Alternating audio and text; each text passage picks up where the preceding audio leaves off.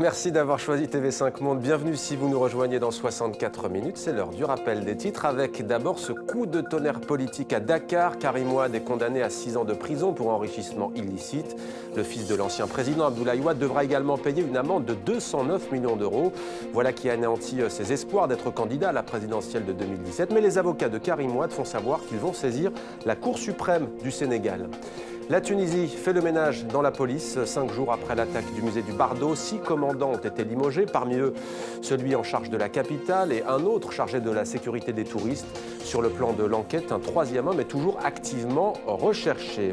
Et puis la France, à l'ère du tripartisme, le Front National réalise un score historique pour des départementales. Il devance nettement le Parti Socialiste qui arrive 3e, mais ce sont l'UMP et l'UDI qui l'emportent. Le PS pourrait perdre dimanche lors du second tour entre 20 et 30 départements sur la centaine de départements que compte la France. Nous sommes ensemble depuis un peu plus d'une heure. Voici l'essentiel de 64 minutes, préparé ce soir par Demet Korkmaz et Hervé Garcia.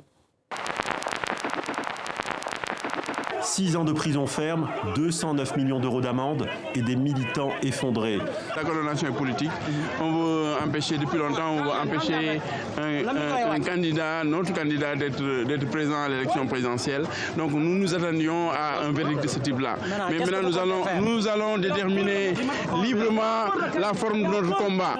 On veut enterrer le Yacine qui fait la prière normalement, qui rigole avec ses amis, avec les personnes qui boivent. C'est celui-là, Yacine.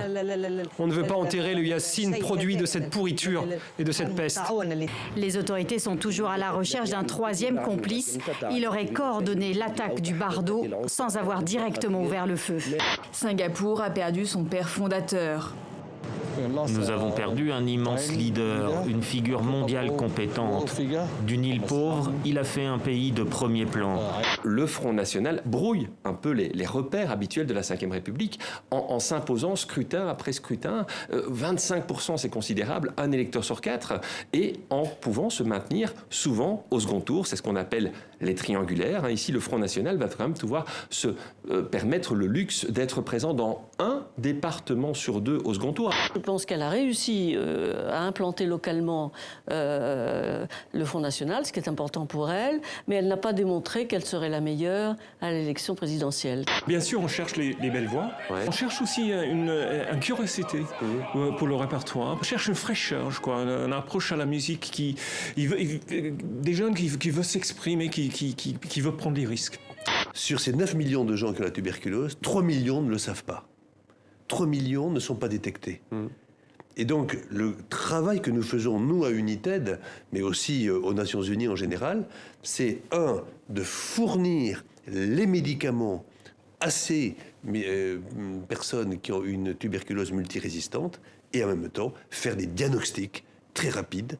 Tête d'or, voilà, on le perçoit comme, on pourrait dire, un chef de Boko Haram, un chef de Moudjahou, de MNLA, voilà, ou un putschiste malien, congolais, centrafricain, voilà. Fais-moi boire la santé dans une tasse. Rends-moi puissant. Je ne peux pas.